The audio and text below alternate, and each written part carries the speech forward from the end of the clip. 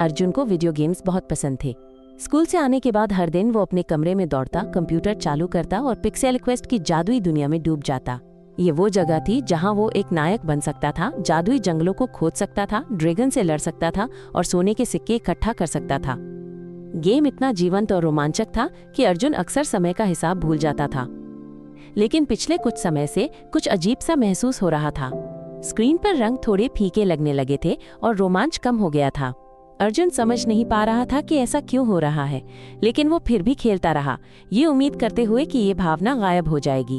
एक दोपहर जब अर्जुन पिक्सेल क्वेस्ट का एक नया लेवल शुरू करने वाला था तो उसने एक कोमल चहकती आवाज सुनी।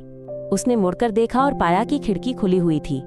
एक ठंडी हवा का झोंका अंदर आया जिसमें ताजी घास और खिले हुए फूलों की खुशबू थी। अर्जुन को संदेह हुआ। उसने हफ्तों से उस खिड़की को नहीं खोला था। एक पल के लिए उसने सोचा कि इसे बंद करके वापस अपने गेम में लौट जाए, लेकिन उस हवा में कुछ ऐसा था जो आकर्षक लग रहा था। वो उठा और खिड़की के पास गया, बाहर झांकने लगा। स्क्रीन के पीछे की दुनिया रंगों और गतिविधियों से भरी हुई थी। पेड़ों के बीच पक्षी उड़ रहे थे और सूरज की किरणें बगीचे पर सुनहरी रोशनी बिखेर रही थीं। अर्जुन ने धीरे से कहा, ये सब इतना सुंदर कब हो गया? जिज्ञासा ने अर्जुन पर जीत हासिल कर ली। उसने अपने जूते पहने और बाहर निकल गया। काफी समय बाद पहली बार वो बाहर आया था। घास उसके पैरों के नीचे नरम थी और हवा गर्म थी। वो बगीचे में टहलने लगा जहां उसकी पुरानी झूला अभी भी खड़ी थी। उसकी जंजीरें जरूर जंग खा गई थीं, लेकिन मजबूत थीं। अर्जुन ने झूले को हल्के से धक्का दिया और वो चरमराते हुए आगे पीछे हिलने लगा। उसके चेहरे पर मुस्कान आ गई। उसे झूले पर खेलते हुए सालों हो गए थे। झूलने की साधारण सी खुशी उसके वीडियो गेम्स के रोमांच से अलग थी। ये शांत, धीमी, लेकिन किसी तरह अधिक वास्तविक थी। जैसे जैसे अर्जुन आगे बढ़ा, वो अपने पड़ोस के पार्क की ओर जाने वाले एक परिचित रास्ते पर पहुंच गया। बचपन में वो अक्सर यहाँ आता था, लेकिन उसे यहाँ आए हुए काफी समय हो गया था।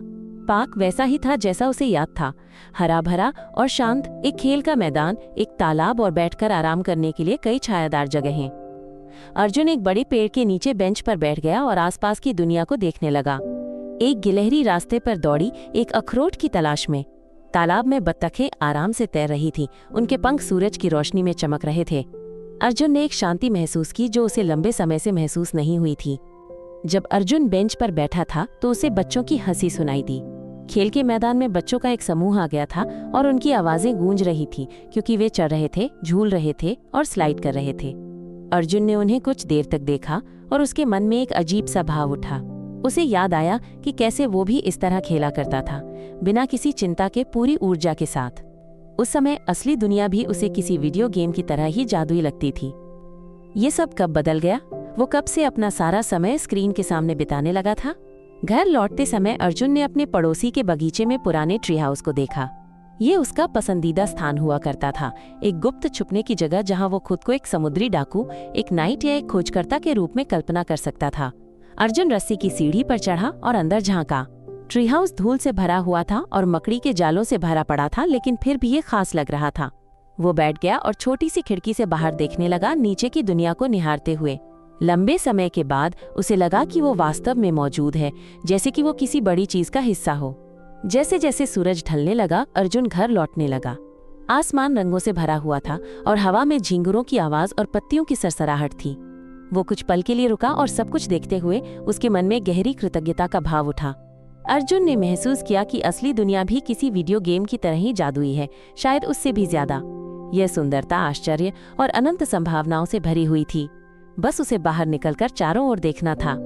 घर लौटकर अर्जुन अपनी मेज पर बैठ गया और कंप्यूटर को देखने लगा। लंबे समय के बाद पहली बार उसे इसे चालू करने की इच्छा नहीं हुई। इसके बजाय उसने एक किताब उठाई जिसे उसने महीनों से नहीं छुआ था और पढ़ने लगा। जैसे जैसे वो पन्ने पलटता गया, उसे एहसास हुआ कि असली दुनिया भी अपने रोमांच प्रदान करती है, ऐसे रोमांच जिनके लिए स्क्रीन या जॉयस्टिक की जरूरत नहीं होती। शायद ये शांत होते हैं, लेकिन कम रोमांचक नहीं। अगले कुछ हफ्तों में अर्जुन ने एक नया संतुलन ढूंढ लिया। वो अब भी कभी कभी पिक्सेल क्वेस्ट खेलता था, लेकिन वो अधिक समय बाहर बिताने लगा, खोज करता, पढ़ता और असली दुनिया की खुशियों को फिर से खोजता। उसने अपने कैलेंडर पर ट्रेकिंग, साइकिल चलाने और पार्क जाने के लिए दिन चिन्हित किए। जीवन पहले से कहीं अधिक समृद्ध, पूर्ण और रंगीन लगने लगा। अर्जुन ने महसूस किया कि दोनों दुनियाएं, डिजिटल और असली, कुछ खास देती हैं। चाबी ये थी कि दोनों को संतुलित तरीके से आनंद लिया जाए। एक सुबह अर्जुन खुली खिड़की के पास बैठा था। उसकी गोद में एक स्केचबुक था। वो बाहर के पेड़ को चित्रित कर रहा था, जिसकी शाखाएं हवा में धीरे धीरे झूल रही थीं। एक तितली खिड़की की चौखट पर बैठ गई। उसके पंख सूरज की रोशनी में चमक रहे थे। अर्जुन मुस्कुराया। स्क्रीन के पार की दुनिया विशाल और सुंदर थी, और वो अभी इसे खोजना शुरू ही कर रहा था। वो जानता था कि हमेशा कुछ न कुछ नया खोजने, सीखने और प्यार करने के लिए होगा, और ये उसने महसूस किया सबसे बड़ा रोमांच था।